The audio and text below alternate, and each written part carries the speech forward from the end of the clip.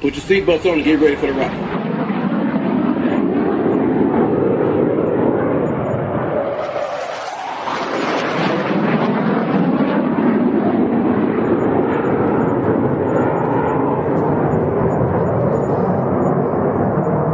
We're the freaking New York Jets, so we're built for this shit.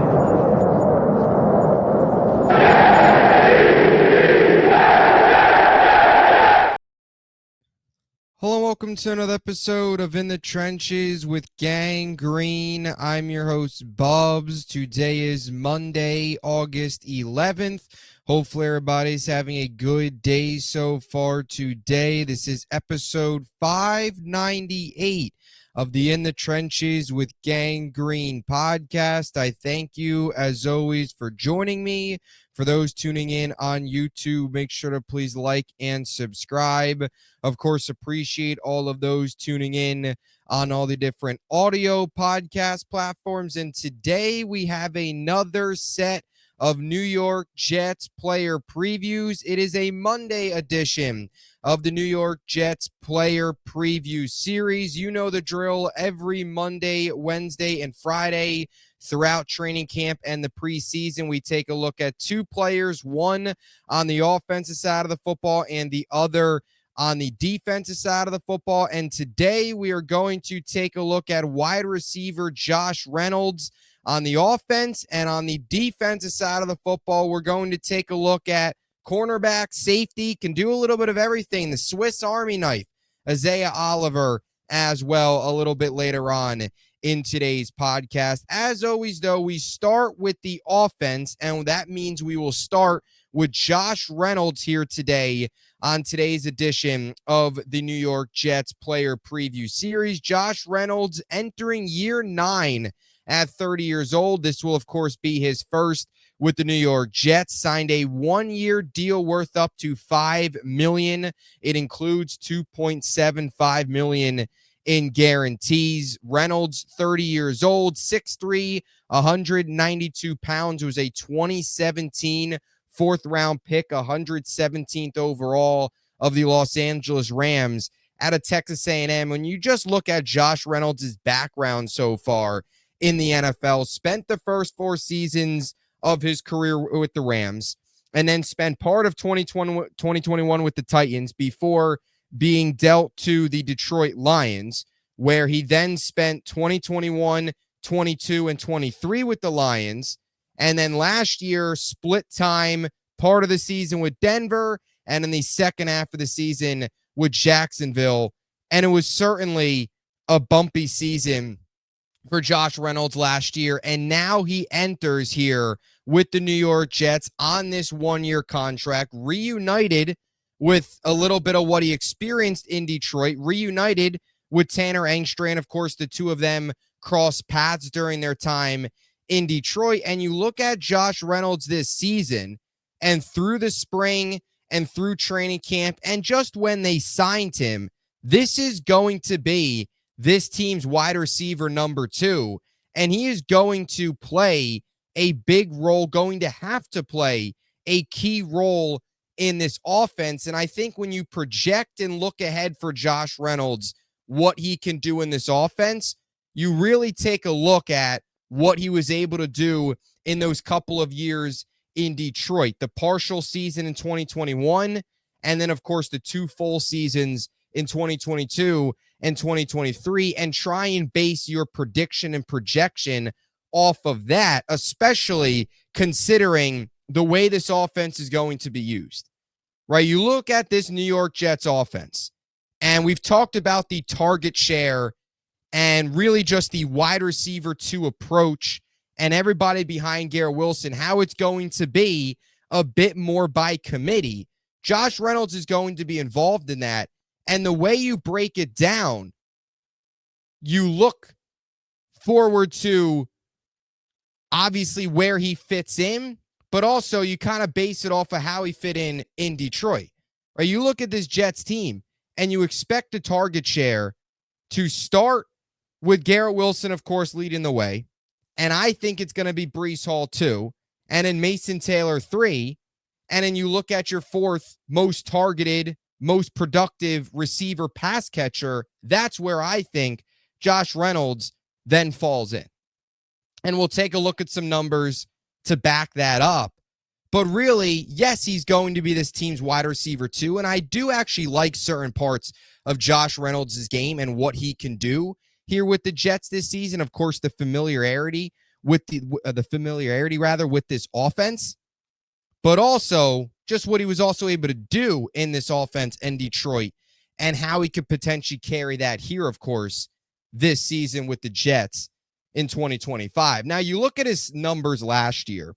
It was a bumpy season. Only 9 games played, 13 receptions, 24 targets, 194 yards, 14.9 yards per reception, and just 1 touchdown. Spent 5 games with the Broncos, and then spent 4 games with the Jaguars. Dealt with a hand injury, was also actually shot last year. So thankfully he's okay, but went through a lot on the field, off the field. And now he looks to rebound here in 2025. But I mentioned that 2022 and 2023 season and how that projects into what Jets fans should expect here in 2025. In those 2 seasons, 2022, 2023, I took those 2 years because those were his 2 full seasons with the team. 31 games played. He only played 7 games in 2021, of course, started the year with the Tennessee Titans. But 2022, 2023, 31 games played, 78 receptions, 123 targets, 1,087 yards, 13.9 yards per reception, 8 touchdowns. When you break down those seasons individually, 2022 consisted of 38 catches, 479 yards, 3 touchdowns. And 2023 was even better. Played all 17, which helped the production, of course. 40 receptions, 608 yards, 15.2 yards per reception, 5 touchdowns. So up in a lot of areas. And like I said, one of the most important parts of predicting and expecting what to get out of Josh Reynolds this year is how he fit in that Detroit offense and the similar layout here with the Jets. 2022, he was 3rd among wide receivers in targets but 4th on the team. Now, 2023 is even more closely related to what you expect here in 2025. He was 2nd among wide receivers that season in targets. So he was the number 2 behind Amon-Ra St. Brown, but was 4th on the team in total targets. So the number 2 receiver, but 4th in targets. And that's because Jahmyr Gibbs and Sam Laporta were also heavily involved in that offense.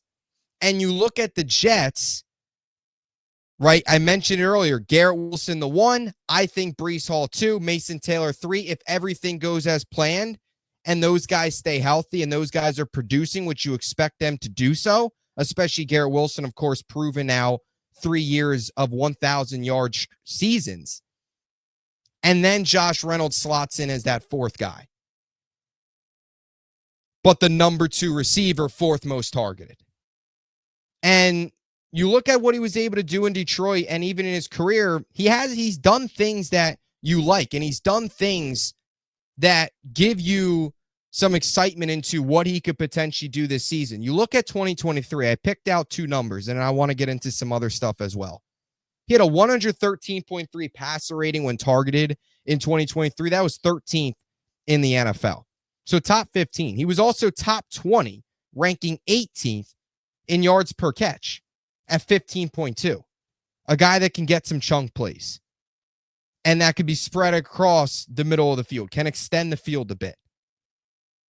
And you're going to see a lot of those route concepts with Reynolds, similar to what you saw in Detroit, of course. I think some other really good things about Reynolds. He's 6'3". He has caught 17 of 30 contested catches or contested targets since 2022. That's 56.7%. Over the last 3 seasons, I mentioned the passer rating in 2023, but over the last 3, taking in last year and 2022, 104.7 passer rating allowed. And he's also a sure run blocker, which the Jets and this coaching staff, this offensive staff, value as a team that's going to be a run-first offense. And I always kind of compare this to Lazard, because, and I know it's not hard to do, but I want to bring this into the conversation as well here as we're talking about Josh Reynolds. He's essentially has jumped and is replacing and is taking over as the number 2 over Lazard, who at one point projected as the potential 2. And Reynolds is a clear upgrade. You look at the last 2 seasons, 26 games played between the two of them. Reynolds' catch rate is at 60.2%, Lazard 55%. Yards per target, Reynolds 9.1, Lazard 7.7. Passer rating when targeted, Reynolds 109.2, Lazard below 100 at 90. Drop rate, Reynolds 5.3%, Lazard all the way up to 17.8%. And snaps per penalty, Reynolds 285.8, Lazard only 121.4. The reason I bring that up, he's a clear upgrade in that aspect. He's going to be much more productive than what we've seen out of Lazard and even a few of the other receivers that have played behind Garrett Wilson over the last couple of seasons. Right. So this is a guy that I'm personally like Josh Reynolds a lot. I do. I'm probably a bit more high on Josh Reynolds than most. But I think when you connect all the dots, you can really figure out his role in this offense pretty easily. And if he did what he did in Detroit, or at least mirrors that somewhat, given he knows the system and the connection with Engstrand and the way they're going to distribute the football in the passing game, he can be a productive number 2, but essentially your 4th most used pass catcher with the way this Jets offense projects this season under Tanner Engstrand and the other weapons that they intend to incorporate. I think you look at Reynolds this year, I don't go by last year's numbers. I think you go by those 2022, 2023 numbers, especially 2023, because that's a 17-game sample size, and say that is something you look to potentially get out of him this year, maybe even a little bit better in a best-case scenario. What he was able to do behind Amon-Ra St. Brown, and now that's the goal behind Garrett Wilson. He's a key piece because we talk about this team behind Garrett Wilson with a lot of question marks. Reynolds is a guy that's going to have to emerge and play a big role because outside of Reynolds, you have even more question marks in that receiver room. And then even the tight ends behind behind Mason Taylor, rather. A lot of guys like Ruckert who you don't really know, you don't have a ton of faith in. Reynolds is a guy that comes in, is going to have to play a big role and going to have to be an upgrade over some of these guys that we've seen the last couple years. So that's Josh Reynolds. Now we move on here to the defensive side of the football, and we take a look at Isaiah Oliver. Entering year number 8 at 28 years old. He will be 29, though, on September 30th. So essentially his age 29 season, 6 foot, 202 pounds, 2018 second-round pick, 58th overall by the Atlanta Falcons out of Colorado. He spent the first 5 years of his NFL career with the Falcons and then spent his lone season with the 49ers in 2023 before signing a 1-year contract last year with the Jets, playing well, doing a lot of different things in the secondary, playing a lot of different positions, and it was good enough for him and this new regime to agree to a new 1-year contract for this upcoming season as a nice depth Swiss Army knife in a way for this Jets secondary. Look, Isaiah Oliver is not the flashy, shiny type of player. He's not. But he was a very valuable depth piece last year and still is a very valuable depth piece in this secondary. Every team can use a guy like Isaiah Oliver who can play multiple different positions and really provide solid versatility. And it's one thing just to play multiple different positions, but play multiple different positions at a good level. Is he elite? No. Is he bad? Certainly not. But at an above average level for a depth player, that can do a bit of everything in the secondary step in at corner, step in at safety. We saw him step in a couple times last year for Michael Carter when he was dealing with his back injuries. Of course, Oliver stepped in a couple times. Of course, seeing reps at safety as well. He was able to do a little bit of everything, and that's kind of his role again this year. And it's always good to have one of those players on your roster.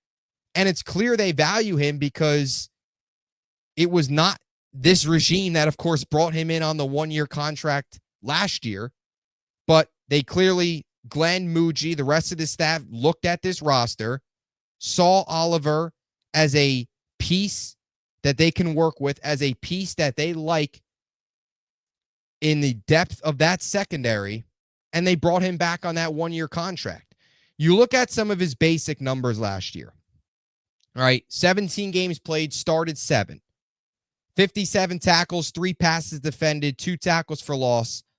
He actually logged a sack as well, 2 quarterback hits as well. 16 run stops, no picks, only 5 missed tackles, which I thought was interesting and thought was something to note going into this year.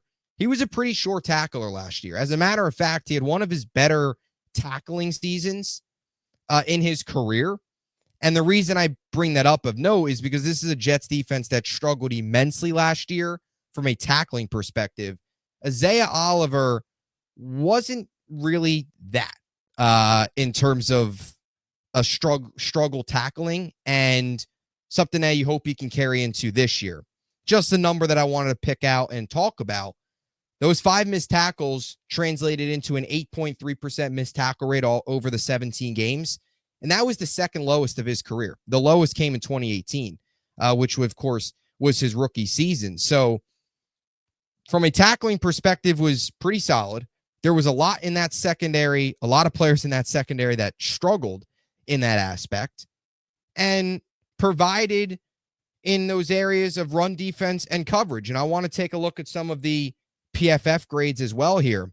Last year had a 65.1 overall grade, which was league average for safeties. 71.6 run defense grade, which was actually above average, slightly above average. And then he also had his 61.8 coverage grade, slightly below average. Now, his 73 tackling grade was actually also the second best in his career, similar to the missed tackle rate. Obviously adds up. And the best was also in 2019, his rookie season. Although that year was such a small sample size, he was playing in kind of a rotational depth role. Played more, though, this year. Of course, those 7 starts, thrown in a couple games, and he only had 14 games played in his rookie year. But either way, it's besides the point. Tackling-wise, it was one of his better seasons. When you look at the numbers and the missed tackles and the missed tackle rate and how he graded out as a tackler. But I just think you look at the grades and you look at the numbers, right? Overall grade average. He was above average run defender. Okay, slightly below average from a coverage standpoint. But you add those up, you get an average, slightly above average player who is on a cheap contract and can do a little bit of everything. And that's where I wanted to bring this up as well, to show off his versatility here. He played 357 snaps in nickel. A lot of that, of course, coming in for Michael Carter. 60 snaps at safety. And he also saw 16 snaps at outside corner. So nickel, safety, outside corner, can do a bit of everything. And that's good to have. And the Jets have it here with Isaiah Oliver. And it was good enough for them to, of course, bring him back.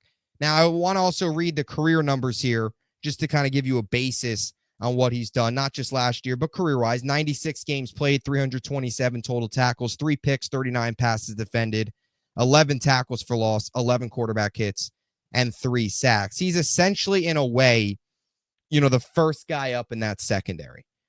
Somebody goes down, Isaiah Oliver steps in, whether it's in the safety room, whether it's in the cornerback room. Somebody in the secondary goes down, a key piece like Michael Carter, Oliver is able to step in. Same thing at safety. Kind of, in a way, the 6th man if you will. First guy up in a depth perspective for the corners and both safeties, of course. Quality depth. Who's now brought back here for another year. His second season now with this Jets team. So that's a player preview. Let me know what you think in the comment section down below. What are your expectations for Josh Reynolds entering this season, his first with the New York Jets, and Isaiah Oliver as he enters his second season with the Jets? Let me know what you think in the comment section down below. Any other Jets takes you got, let me know down below. Appreciate your support as always. Until next time, JETS, Jets.